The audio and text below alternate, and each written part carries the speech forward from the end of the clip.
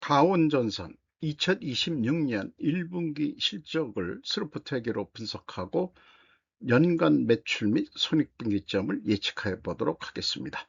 매출은 전년 동기 대비 11.2% 증가했고 영업이익은 18% 증가했습니다. 가공비 배부 재고자산 회전율은 연간 16.3회전으로 예상이 됩니다. PBR은 13.65로 매우 높은 상태입니다. 가온전선 사업 계획입니다. 주소는 군포시 LS로 45번길, 그 도로명의 회사 이름으로 들어간다고 할 정도면은 군포시에서 로비를 해서 그렇게 됐을까요? 자관, LS 이런 거, LG 이런 데는 이런 데도 신경을 쓰는 것 같습니다. 연결기업 사업으로 얘기를 했는데 연결기업이면은 아마 LS 전선 모기업의 주로 그 사업 부분을 설명했습니다. 그래서 our 스페셜라이제이션 해서 초고압 케이블, 배전 케이블, 가공선, 소재 이런 게 있고 카파, 로트라는 것도 있네요. 그리고 광 케이블, 랜 케이블, 통합 배선 시스템, 기타 통신 케이블. 그리고 이 가온 전선이 대한민국 최초의 전선 회사라고 되어 있는데 못 들어봤었는데 대한전선 이런 데인 줄 알았는데 아닌 것 모양입니다. 조금 더 제가 나중에 좀 더 조사를 해봐야 되는데 어쨌든 이 회사가 LS 전선한테 맥힌 모양입니다. 그런 것 같습니다. 주가는 27만 7,500원으로 1년 전보다 무려 676.7%가 상승했습니다.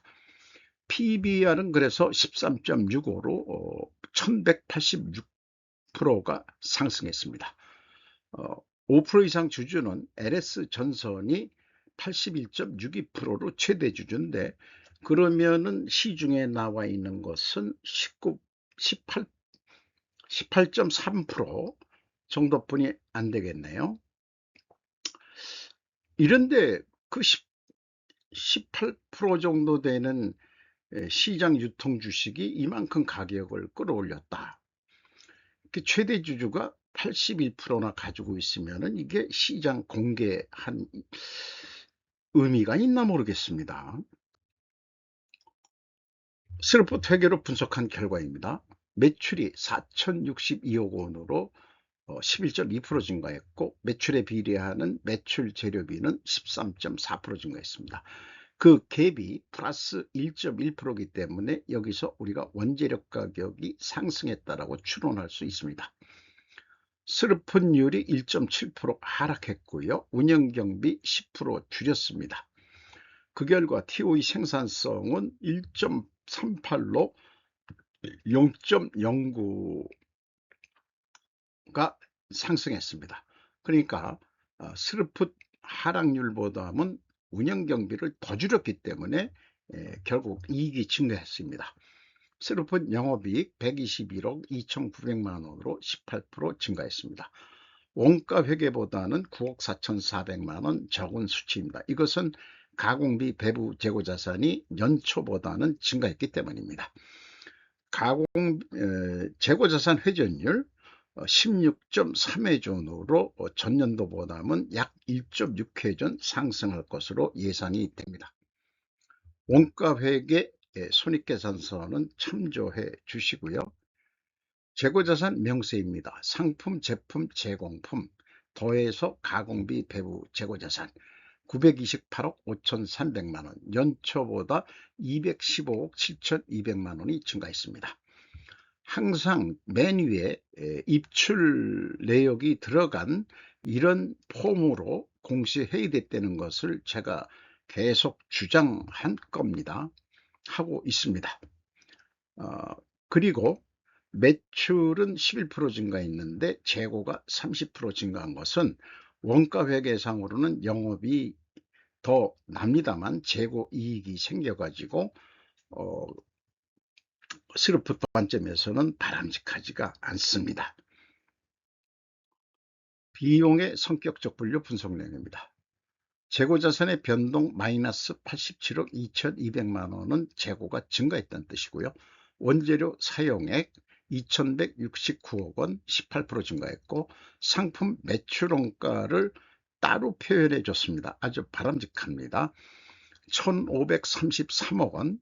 그러니까 이 상품의 매출 비중도 만만치 않게 많다는 얘기죠. ABC를 더한 MC 매출원가 재료비가 3,615억 원으로 13.3% 증가했습니다. 운영경비는 10% 감소시켰고요. 운영경비 316억 원에서 판매관리비 141억 원을 뺀 175억 원이 공장 가공비가 되겠습니다. 가공 비율은 4.4%뿐이 되질 않습니다. 거의 뭐 자동 생산을 한다든지 이런 형태일 것 같습니다. 재료 비율이 95.6%로 1.2% 상승했습니다. 여기서도 우리는 원재료 및 상품 매입 가격이 상승했다라고 2차 추론을 해볼 수 있습니다.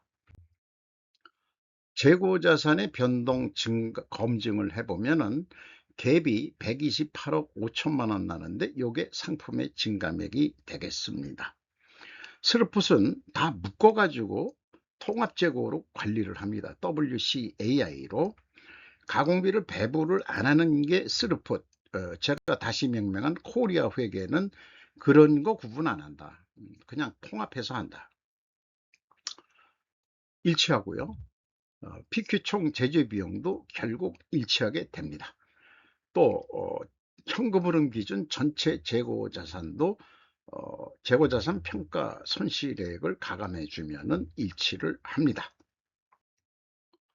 원가 회계하고의 영업이익 차이 9억 4,400만 원은 재고 증가액 215억 원이나 됐는데 가공 비율이 얼마 되질 않으니까 그 9억 4,300만 원뿐이 차이가 안 납니다. 검증이 되고요. 운영경비로서 인건비가 139억 원 8.2% 증가했고, 직원 수는 498명, 전년도 1분기보다 11명이 증원이 됐습니다. 어쨌든 직원 일자리를 늘려주는 기업은 매우 다음 세대를 위해서 항상 감사하게 개인적으로 생각합니다. 기업의 사회적 기능이란 게 딴 거 있겠습니까? 일자리 만들어 주는 거죠. 거기다가 월급도 많이 주네요. 연봉 1억 1200만 원, LS전선 수준으로 많이 주는 것 같습니다. 그러니까 강원전선은 규모가 중소기업 형태였는데 LS한테 합병을 당하면서 인건비도 대기업 수준으로, 또 인사교류도 서로 될 테니까 그렇게 생각이 들어갑니다. 노동 생산성도 올라갔죠. 그리고 노동 생산성이 4.8% 상승했는데 인건비는 26, 4.8%더 높게 인상을 해주는 폭이 되죠. 이런 데서 일하시는 직원은 조용히 열심히 일을 해야 될 것입니다. 외주 용역비가 48.4% 감소했고, 그 증언을 해서 더 열심히 하니까 외주 줄 걸 주는 모양이죠. 매출은 증가했는데, 그리고 지급 수수료 7.7% 줄였고, 운반 및 수출비가 44.4%나 크게 또 줄였습니다. 비용 절감을 위해서 노력을 했나요? 에너지비, 전력비라고 보시면 될 것 같습니다. 6.8% 감소시켰습니다. 경영평가지표 회전율 떨어졌고요. 그 다음에 스루펀율도 떨어졌습니다. 이렇게 두 가지가 다 떨어지면은 순방향으로서 재고자산 매출원가 회계 투명성 과정을 세웁니다. 생산성은 근데 올라갔어요. 그 운영비용을 줄였기 때문에. 영업구매 평가지표로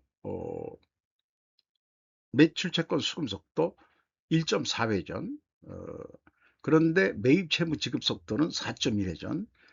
일반적으로 이게 매입 채무 지급 속도가 느린데 이거는 3배 정도 이상 높죠. 뭐냐? 그 원재료 구매하는 공급이 시장 위의 사업자이기 때문에 그럴 겁니다. 이 아무래도 전선이니까 전기동, 알루미늄 이런 것들이 많이 들어갈 거니까 그 거길 공급하는 업체가 시장을 그 장악하는 독과점적인 그런 업체겠죠. 거기가 어디겠습니까? LS 계열인 LSMM, 옛날에 LS 니코라고 해가지고 일본 자본하고 합작해서 만든 그런 전기동 재련소가 있죠. 그 다음에 두펑 ROA 자본 회수율 3.6%로 0.5% 상승했습니다. 자, 두 가지 경영평가 지표가 하락했기 때문에 회계 투명성 가정을 하고 이것을 입증하려면 원재료 가격이 상승해야 되고 판매 가격은 인하가 돼야 됩니다. 원재료 가격이 상승했느냐? 무려 36.2% 전기동이 올랐습니다. 이거 외에 다른 거 피복 뭐 이런 PVC 뭐 이런 것도 이 피복 전기선 피복 이런 것도 들어가겠습니다만은 회사는 전기동 하나만 했네요. 그리고 제품 가격은 전력선, 내수 수출, 통신선, 내수 수출 네 가지를 했는데 단순 평균으로 16.7% 상승했습니다. 그러면은 이걸 투명성을 검증하려면은 원재료 및 상품 매입 가격이 상승하고 판매 가격은 하락해야 되는데 원재료 가격 상승한 거는 맞는데 판매 가격은 상승했다. 그럼 안 맞는 거냐? 입증 패스로 간주합니다. 이런 경우는 왜냐? 원재료 상승률이 이게 그 비중이 얼마 몇 프로인지는 모르겠습니다만은 많이 제일 돈이 많이 들어가는 거니까 비중이 제일 높겠죠. 이 가격 인상 압박률이 34.6%인데 16.7%뿐이 못 올렸으니까 상대적으로는 판매 가격이 하락했다 이렇게 인식이 되니까 입증 패스로 간주할 수 있을 것입니다. 자, 1분기 실적을 토대로 연말 매출액을 예측해 보겠습니다. 운영경비 1 더하기 300% 해가지고 1264억 원, 영업이익 1 더하기 300% 485억 원, 이 두 가지를 합한 금액을 스르픈율로 나누면은 1조 6,247억 원이 되겠습니다. 스르픈율이 매우 낮네요. 워낙 그 소재들이 비싼 게 돼가지고 또 매출 재료 기준으로도 똑같이 계산해 낼 수 있습니다. 이 경우에는 재료 비율로 나누면 됩니다. 자, 약간 퀄리티 높은 예측을 좀 더 하기 위해서 전년도에도 동일한 방법으로 제가 예측을 했다면은 1조 4,605억 원을 했을 텐데 실제 결과보다도 3.5% 제가 더 높게 예측을 했는데 5% 이내는 그냥 넘어갈 정도 수준이라고 저는 생각합니다. 또 손익분기점을 예측을 해보면은 올해는 8.7월에 도달할 것 같습니다. 전년도에는 9.3월입니다. 그러면은 0.6개월 앞서죠. 그 3, 60, 한 20일 정도 앞서서 도달하게 되어 있습니다. 그만큼 더 이익을 낼 수 있는 기간이 길어졌다. 이렇게 볼 수 있겠죠. 그래서 그냥 300% 하기로 하고, 왜냐 1분기에도 벌써 전년도보다도 많이 올랐으니까. 그래서 1조 6,247억 원을 매출하는 것으로 예측을 했는데 요거 납품 단가라는 어떤 그런 가격 협상의 어떤 비율을 들어서 얘기한다면은 어 다른 원가 회계 방식으로 안 하고 매출 재료 비율이 얼마 들어갑니다. 그리고 운영 경비가 우리 얼마입니다. 그래서 마진은 한 43,700원은 우리가 먹어야 됩니다. 이래 가지고 162만 원. 원래 162만 4천 원 해야 되는데, 그래도 구매 쪽에서는 저도 체면이 있죠. 조금은 이거 좀 봐주셔야 되지 않아요? 그래가지고 162만 원에 판대면은 4만 8천 원, 500원 이익이 날 거로 생각했는데, 이 전선 그 한 드럼통 가격이라고 그래 보죠. 어, 약간 그 5천 원 정도 이익이 줄죠. 근데 요게 이렇게 됐을 때 매출 달성 시기가 딱 12월 말에 맞아 떨어집니다. 손익분기점은 8.7월에 손익분기점에 다다르고요. 이런 상태에서 욕심을 더 내자. 그래서 재고 회전율이 16.33 회전이었는데 18회전하자. 10.2%. 그러면은 매출이 다시 100만 원 단위로 돌아와서 1조 7,858억 원을 하면은 운영경비 더 판매 노력을 하니까 운영경비가 더 들어갔겠죠.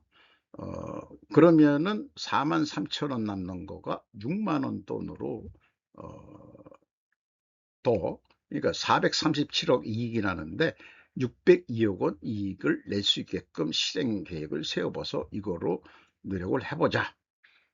그러면은 적어도 10.7개월에 아마 달성할 수도 있을 거다. 재고 회전율을 올리면은 그렇게 생각이 들어갑니다. 원가 회계로는 재고가 25% 감소했을 때하고 25% 증가했을 때하고 두 가지 경우에 총 매출 원가를 각각 계산해 봐야 됩니다. 재고가 감소했을 때 매출 원가는 올라가고요. 그 다음에 재고가 감소했을 때는 내려갑니다. 여기서 보면은 한 5만 원 차이가 나죠. 이걸 그냥 원 단위로 얘기를 합니다. 그래서 재고가 감소할 때는 목표 이익을 내기 위해서는 168만 원에 팔아야 되고, 그 다음에 재고가 증가할 때는 163만 원에 팔아도 그 동일한 목표 이익은 나옵니다. 52,293원. 그런데 이게 납품단가 협상이라는 차원에서 비교를 해보자면은, 제가 영업사원이라고 생각해가지고, 제가 구매사원이라고 생각해서 제가 제출된 견적서, 브릭다운된 견적서를 검토를 해 봅니다. 재료비를 150만 원 조금 부풀렸을 거야. 가공비 7만 원. 이건 부풀리지가 않았네. 그리고 판매관리비 5만 7천 원. 소소하게 많이 깎을 수도 없겠네요. 마진도 5만 3천 원. 이걸 뭐 5만 원만 이익을 보자고 해도, 어쨌든 견적이 168만 원 했는데 네고지에이션 해가지고 6만 원 깎읍시다. 6만 원. 그래가지고 162만 원 협상이 됐어요. 그 영업 입장에서는 근데 이게 적자가 돼버립니다. 이러면 우리 남는 거 없습니다. 적자입니다. 제가 아주 양심적으로 이거 견적을 냈는데 그러면 말고, 왜냐면은 스르프 전선회사에서는 그 이름을 코리아 전선회사로 바꿨던데 거기서는 162만 원에 한대는데, 그래서 할 수 없이 162만 원에 하기로. 그러면 이익을 내야 되는데 어떻게 내느냐. 자, 매출액은 더 그러면은 수량을 늘려줘 가지고 우리가 10%더 발주 물량을 더 늘려 드릴게. 그래서 다시 100만 원 단위로 들어오면 1억 7,858억 원을 매출을 일으켰다. 그러면은 영업이익을 내기 위해서 97.2%로 가면은 이게 별로 안 될 텐데, 그러니까 운영 매출 원가율을 95%로 줄이는 거로 해가지고 그 영업이익이 그래도 그 3만 2천 원 정도 나오는 거로, 원래 5만 3천 원 계획했는데 그렇게 해봐야 3만 2천 원뿐이 안 남는다. 다시 한번 비교를 해보면요, 다시 원 단위로 스루프텍에는 162만 원에 판매하는 4만 3,700원 남는데, 원가혁에는 재고가 감소할 때는 적자가 1,500원, 재고가 증가할 때는 35,000 881원 이익이 난다. 그래도 슬롯보다는 이익이 작다. 그래서 매출을 더 단가를 올렸다고 가정해 보죠. 그러면은 슬롯은 6만 원 이익인데 재고 감소 기준으로 원가 회계 영업이익은 32,000원. 오히려 재고 증가했을 때는 35,000원 이익인데 재고 감소로 하면은 32,000원 뿐이 영업이익이 안 난다. 이게 원가 회계의 고질적인 문제이기 때문에 결국은 원가율을 내렸는데도 이렇게 된다는 거죠. 그래서 매출 원가율을 내려야 흑자로 된다면 재고 생산을 할 것이냐, 재고 이익을, 아니면은 오일을 극단적으로 줄 것이냐, 그것이 이 원가 회계의 고질적인 문제가 되겠습니다. 사람을 증원을 시켰는데 또 자를 수는 없고 어떡할 거냐, 생산 더해, 이렇게 될지도 모르죠. 과잉 생산과 덤핑하지 말자는 메시지고요. 그 다음에 자본주의인의 노동가치설 공산주의 원가회계, 이렇게 표현해, 원가회계를 공산주의 원가회계라고 이제 얘기를 해서 제가 좀 원가회계를 더 공격을 해야 되겠습니다. 이거를 코리아 회계로 독립합니다. 독식회계의 발원지인 고려를 생각해서 스루풋 회계를 코리아부터 테스트베드로 실시하고자고 로스차일드 여사가 주창해주면 된다. 대가로 한국의 충분한 자금 대출을 보장한다. ESG적이 초기 초창자 린 포레스터 드 로스차일드 여사 쓰레기통에 버리고 새 용어 찾자 ESG를 요랬것 때처럼 이 여사가 원가 회계에 대해서 알았다면, 아니 저는 그런 건 모르고요, 시집 올 때 그냥 돈 많은 집안으로 와서 시비해서 남편이 좀 건강에 안 좋아서 제가 대신 그 가문을 이끌고 있습니다, 뭐 이렇게 얘기했대나 어쨌대나 모르겠습니다만. 그리고 또 포용적 자본주의를 얘기한 게, 이게 포용적이라는 말이 들어가면 이게 사회주의적이고 그 다음에 좌파적인 그런 표현이라고 생각이 들어갑니다.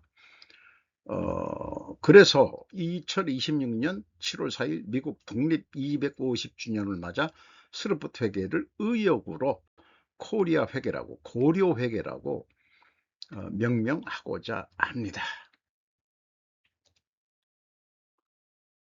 두 갈래 길이 있습니다. 한쪽 길은 원가회계, 공산주의 원가회계로 가는 길이고, 노동가치설의 원가회계로 가는 길이고, 오른쪽 길은 코리아 웨이로 가는 길입니다. 저의 그 절작입니다. 제조 원가의 불편한 진실. 오늘도 즐거운 하루 되시기 바랍니다. 굿아이. 코스트월드를 저 멀리 버리도록 합시다. 굿아이.